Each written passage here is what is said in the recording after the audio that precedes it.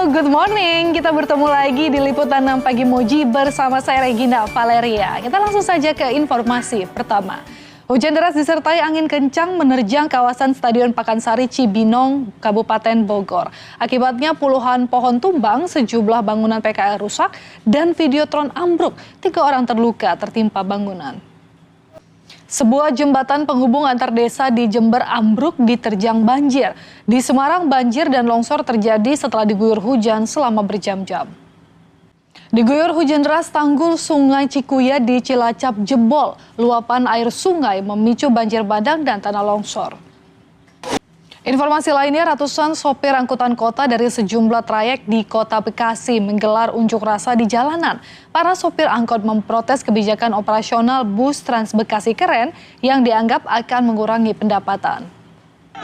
Kabar gembira untuk warga Tangerang, Banten, pasokan air PAM untuk 3 wilayah yang dialiri Sungai Cisadane mulai normal kembali. Meski demikian, warga di sekitar sungai diimbau untuk tidak mengkonsumsi ikan yang tercemar dan tidak memancing di aliran sungai sampai air Cisadane dinyatakan tidak tercemar. Lubang raksasa yang menyerupai sinkhole terjadi di Wonosobo, Jawa Tengah. Tak hanya merusak akses jalan, dalam 2 pekan terakhir lubang raksasa yang semakin meluas juga mengancam sejumlah bangunan. Sudah 20 tahun warga dusun di Ponorogo, Jawa Timur tidak memiliki jembatan untuk menyeberangi sungai. Hari demi hari kaki warga harus basah mengarungi sungai untuk bisa pergi ke kota. Permintaan membangun jembatan tidak kunjung didengar pemerintah daerah. Informasi selanjutnya, ribuan warga di Jakarta Barat mendatangi kantor suku Dinas Sosial untuk mengaktifkan kembali kepesertaan PBI BPJS Kesehatan yang dinonaktifkan. Di tengah proses reaktivasi tersebut, Menteri Kesehatan justru menyoroti masih adanya masyarakat mampu yang terdaftar sebagai penerima bantuan iuran. Lebih dari 1.000 siswa penerima manfaat MBG di Bangkalan, Jawa Timur mendapat kejutan. Tak hanya makan gratis, para siswa juga mendapatkan uang Rp50.000 yang terselip di dalam paket omprengan MBG. Jenazah pilot dan kopilot pesawat Smart Air yang menjadi korban penembakan di Bovendigul, Papua Selatan berhasil dievakuasi. Duka keluarga dan rekan sejawat mengiringi begitu jenazah korban tiba di rumah duka sebelum dimakamkan. Gubernur Jawa Timur Khofifah Indar Parawansa membantah. Kami lanjutkan liputan 6 Pagi Moji. Terjerat utang, seorang wanita di Makassar merampok dengan cara membakar toko emas. Cara yang dilakukan adalah pura-pura membeli emas lalu melempari toko dengan botol berisi bahan bakar. Kasus miras oplosan maut kembali terjadi, 8 orang tewas usai pesta miras oplosan di Subang, Jawa Barat. Para korban tewas dalam waktu berbeda sejak hari Senin hingga Rabu malam, sedangkan 2 orang lain yang masih dirawat di rumah sakit.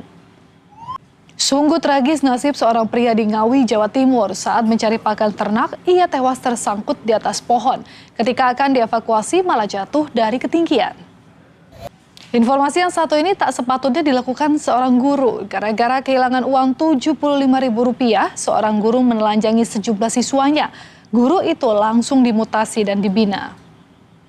Setelah kalah dalam gugatan pra-peradilan, Dr. Richard Lee dilarang berpergian ke luar negeri alias dicekal. Sang dokter telah menjadi tersangka pelanggaran perlindungan konsumen terkait produk dan layanan kecantikan. Gubernur Jawa Timur Khofifah Indar Parawansa membantah tudingan menerima aliran dana terkait pengurusan dana hibah. Hal itu terungkap saat Khofifah menjadi saksi kunci kasus dugaan korupsi dana hibah di Pengadilan Negeri Tipikor, Surabaya. Tim Putra Lavani Livin. Hujan deras disertai angin kencang menerjang kawasan Stadion Pakansari Cibinong, Kabupaten Bogor. Akibatnya puluhan pohon tumbang, sejumlah bangunan PKL rusak dan Videotron ambruk. 3 orang mengalami luka tertimpa bangunan.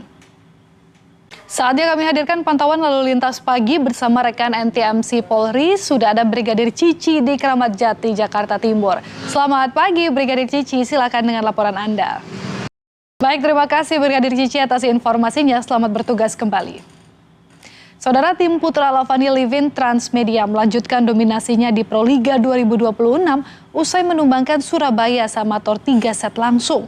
Kemenangan telak juga dilakukan tim Putri Jakarta Electric PLN Mobile yang menyudahi perlawanan Medan Falcons 3-0. Hujan deras yang mengguyur Portugal selama berminggu-minggu memicu tanah longsor di wilayah tengah negara itu. Selesai sudah kebersamaan kita di Liputan 6 Pagi Moji kali ini. Saya Regina Valeria dan segenap tim yang bertugas pamit. Sampai jumpa di Liputan 6 Pagi Moji berikutnya. Selamat beraktivitas. Bye.